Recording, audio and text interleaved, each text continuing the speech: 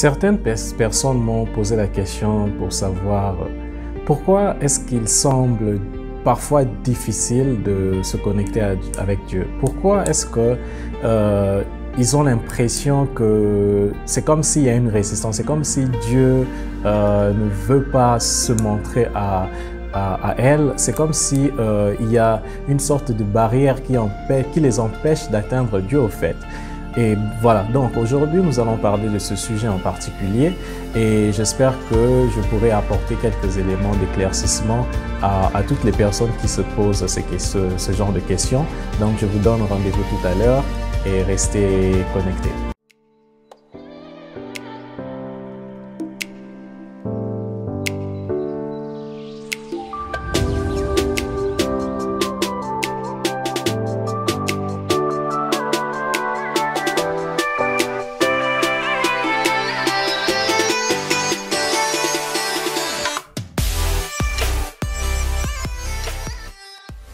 Bienvenue, nous revoilà, je m'appelle Karl Bassila, c'est moi qui suis l'auteur de cette chaîne et je vous souhaite un bon moment en ma compagnie. J'espère que vous allez recevoir certains éclaircissements à la question que je vous ai posée tout à l'heure, qui est de savoir pourquoi les gens perçoivent ce sorte de résistance quand elles veulent plutôt se connecter avec Dieu. Donc, pour pas plus tarder, nous allons lire dans les Écritures, spécifiquement dans Ésaïe, au chapitre 59 et du verset 1 au verset 3. Voilà, la parole dit ceci. « Non, la main de l'Éternel n'est pas trop courte pour sauver, ni son oreille trop dure pour entendre.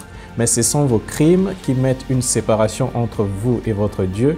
Ce sont vos péchés qui vous cachent sa face et l'empêchent de vous écouter. Car vos mains sont souillées de sang et vos doigts de crime. Vos lèvres profèrent le mensonge, votre langue fait entendre l'iniquité. » Voilà, pour parler de ce sujet, pourquoi semble-t-il être difficile de se rapprocher de Dieu? Je dirais que déjà, c'est une mauvaise question de se poser parce qu'il n'est pas difficile de se rapprocher de Dieu. Au contraire, c'est Dieu qui veut se rapprocher de nous. C'est-à-dire qu'il est prêt, il est vraiment tout prêt qu'on le croit en fait. On pense qu'il est lointain, mais en réalité, il est très près de nous. C'est nous qui ne savons pas comment nous rapprocher de lui. C'est nous qui créons toutes ces barrières-là par notre maladresse, par notre ignorance, par nos péchés, par tout un tas de choses qui fait qu'il y a ce sorte de mur de séparation. Mais en fait, Dieu n'est pas si loin que ça. Il est vraiment tout près de nous. Et je dis ça, c'est par expérience que je l'ai dit, parce que quand je m'étais décidé sérieusement de chercher Dieu, il s'est montré, il s'est vraiment révélé à moi. Et même aujourd'hui, même dans mon état actuel, quand j'essaie encore de pousser plus loin, je vois comment il est vraiment, disons, investi dans ma relation avec lui. Donc, le problème n'est pas de Dieu, le problème c'est l'homme. C'est l'homme qui, de fois, ne sait pas comment procéder. Bon, pour développer un peu le sujet, déjà, il faut savoir que Dieu, c'est un être qui regarde les motivations de l'homme. Dieu ne regarde pas juste l'apparence, c'est-à-dire les actions que tu fais. Dieu regarde les motivations derrière les actions que tu es en train de faire. Parce que nous, les hommes, malheureusement, on ne peut pas lire les pensées de quelqu'un, on ne peut pas voir à l'intérieur du cœur de quelqu'un. Dieu voit le cœur. D'ailleurs, le Saint-Esprit vit dans nos cœurs. Il connaît tout ce qui se passe, tout ce qui est caché dans nos cœurs. Donc, tu ne peux pas le tromper, tu ne peux pas, je ne sais pas moi, lui cacher des choses. Même si tu n'avoues pas, il le sait parce qu'il voit ton cœur. C'est cela ce qui fait que certaines personnes qui extérieurement semblent chercher Dieu, mais au-dedans d'eux, ils ont encore beaucoup de choses qui empêchent Dieu de se manifester. Parce qu'il faut savoir que Dieu cherche un cœur sincère, Dieu cherche un cœur fidèle, Dieu cherche un cœur disposé. Tu peux vouloir te rapprocher de Dieu, mais au-dedans de toi, pourquoi tu veux te rapprocher de Dieu? Est-ce que tu te rapproches de Dieu parce que ta vie semble bloquée dans tous les côtés et tu veux que Dieu te débloque? Ou tu te rapproches de Dieu parce que tu es en train de chercher un mariage? Ou tu te rapproches de Dieu parce que tu veux que tes moyens financiers puissent augmenter, c'est-à-dire tu cherches une stabilité financière? Est-ce que tu te rapproches de Dieu parce que, je ne sais pas moi, tu cherches un travail? Toutes ces différentes motivations-là, si tu fais ça parce que tu cherches ces motivations, déjà il y a un blocage. Dieu ne va pas se manifester. Parce que Dieu n'est pas manipulable. Tu ne peux pas manipuler Dieu. Ça ne sert à rien de venir vers Dieu parce que tu veux obtenir des choses. C'est toi-même qui es perdant. Parce qu'il ne se révélera pas comme il se révèle à une personne qui vient vers lui juste pour lui. C'est que Dieu cherche en premier temps, avant même que... Parce qu'il faut savoir ceci. Les bénédictions sont normales. Ce sont des choses qui... ce sont des actions qui sont automatiques quand tu viens vers Dieu. Donc, il ne faut même pas venir vers Dieu parce que tu cherches des bénédictions, parce que tu les auras. Il faut chercher Dieu parce que tu veux connaître Dieu. Tu veux savoir qui est Dieu.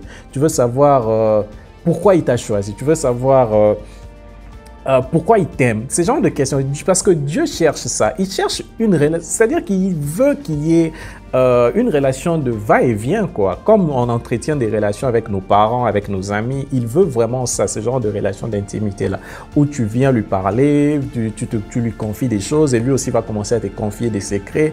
Et ces secrets-là, c'est d'ailleurs, s'il commence à te confier des secrets, ce sont ces secrets-là qui vont te propulser. Voilà, il veut vraiment ça, c'est ce qu'il cherche en premier. C'est pas que te donner l'emploi ou te donner, parce que tout ça viendra. C'est pour cela qu'il dit, ne vous inquiétez pas des choses. C'est que tu dois savoir, tu dois chercher à construire d'abord cette véritable relation qui n'est basée que sur l'amour de Dieu. C'est-à-dire qu'il n'y a rien d'autre, il n'y a aucun intérêt derrière ça. Parce que la question que je vais te poser, si aujourd'hui tu viens vers Christ, tu deviens chrétien et qu'après 20, 30 ans, il ne te donne pas le mariage que tu désirais, parce que c'était ça ta motivation par exemple au premier abord, qu'est-ce que tu vas faire? Est-ce que tu vas abandonner la foi? Parce que si c'est ça l'objectif, tu ne pourras pas combattre jusqu'à la fin, tu ne vas pas réussir dans ta marche parce qu'à un certain moment, tu seras fatigué parce que tu cherches, tu as un objectif spécifique que tu cherches. Tu ne cherches pas Dieu, tu cherches juste le mariage. C'est pour cela, c'est ce qui fait que les gens expérimentent ce genre de blocage parce que ce sont ces choses qui bloquent Dieu au fait. Quand tu n'es pas sincère dans ta démarche. Maintenant, si c'est vrai que c'était ça, tes motivations premières, tu dois l'avouer. Va vers Dieu, avoue que oui, Seigneur, j'étais venu vers toi parce que je voulais obtenir le mariage. Tu dois être sincère avec lui. Quand tu avoues ça, il va te pardonner et il va corriger tes motivations. Il va t'aider à changer tes motivations. Parce que si tu caches, il y aura toujours ces blocages et tu verras que tu n'avanceras pas. Tu auras l'impression que tu vis dans la religion au lieu de vivre dans la relation. C'est-à-dire que tu fais toutes ces choses, tu pars à l'église, tu médites la parole, tu fais des jeûnes, tu pries, tu fais ceci, tu fais cela, mais rien n'avance. Et tu te dis, mais comment les gens font, ils entendent Dieu, comment ils font, Dieu leur parle, ils reçoivent des choses, ils reçoivent ceci, ils reçoivent cela, et moi je suis ici en train de me priver, je commets pas de péchés, je fais pas ceci, je fais pas cela, mais je donne ma dîme, je fais ceci, mais je ne vois rien changer. C'est juste parce que tes motivations sont fausses. Par contre, les autres sont venus clairs et sincères devant Dieu. C'est-à-dire que tu dois faire la même chose. Va vers Dieu dans la sincérité. Dis-lui, mes motivations premières étaient fausses. Mes motivations premières n'étaient pas correctes.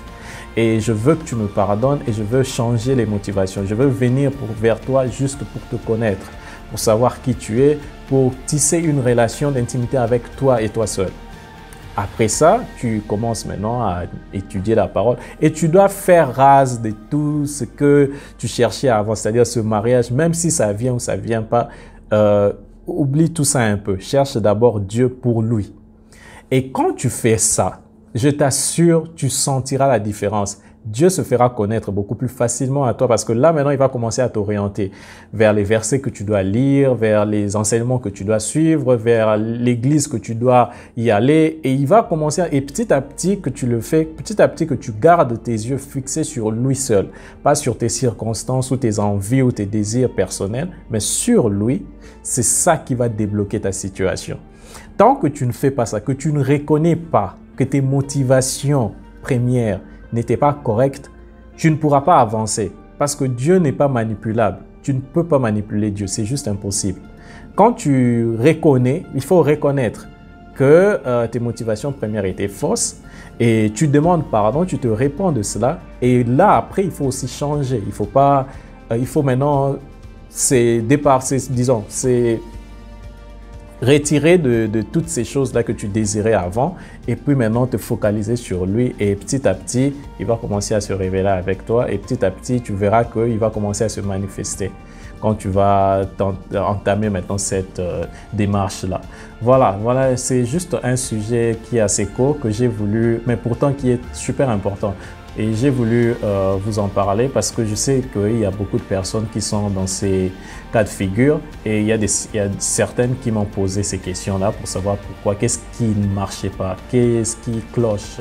J'ai l'impression que c'est comme si Dieu a des favoris, il favorise certaines personnes et moi je suis là à le chercher et je ne vois rien. C'est juste qu'il faut que tu repartes à zéro, il faut vraiment que tu t'examines. Pour essayer un peu de récapituler, il faut que pour revenir au début, c'est-à-dire que j'ai posé la question de savoir qu'est-ce qui bloque que quelqu'un puisse avoir du mal à créer une relation d'intimité avec Dieu, avec le Saint-Esprit. Et j'ai parlé des motivations du cœur, c'est-à-dire que c'est ça le problème, parce que Dieu, à l'encontre des hommes, ne regarde pas à l'aspect extérieur, il ne regarde pas aux actions que nous posons, il regarde premièrement à nos motivations. Parce que toute action que nous posons a une motivation cachée. Et ces motivations cachées, c'est ce qu'il regarde et c'est ce qu'il récompense. Et s'il voit que tes motivations sont pures, il se montrera à toi. Mais si tes motivations sont des motivations d'intérêt ou d'autres motivations, je ne sais pas, il y en a tellement. Toi-même, tu sais quelle est la motivation pour laquelle tu es venu vers Christ. Si ces motivations-là ne sont pas correctes, c'est ça qui est en train de te bloquer. Et c'est ça qu'il faut reconnaître. Il faut maintenant que tu fasses une prière de repentance, que tu te demandes pardon, que tu lui demandes de t'aider à changer tes motivations. Et après avoir fait cette prière-là, tu dois maintenant te départager de ces motivations fausses que tu avais au départ et commencer à chercher Dieu, juste pour le connaître, juste pour l'aimer, juste pour entretenir une relation avec lui, pas pour obtenir quoi que ce soit. Et en faisant ça, c'est ce qui va débloquer. Tu verras que tu pourras ainsi établir maintenant une relation qui soit correcte avec lui. Et je te souhaite déjà un bon parcours et j'espère que maintenant avec cette vérité, tu pourras réajuster les choses et ainsi avancer dans ta relation avec Dieu. Donc, je m'arrête là pour aujourd'hui. Merci pour ton attention. Merci de m'avoir accordé ce temps de te parler, de te donner ces petits conseils. Et en échange, je te demande de pouvoir aimer cette vidéo et de la partager dans tes réseaux sociaux, dans tes amis, avec tes amis et tout cela. Et que Dieu te garde et te bénisse et à la prochaine fois. Au revoir.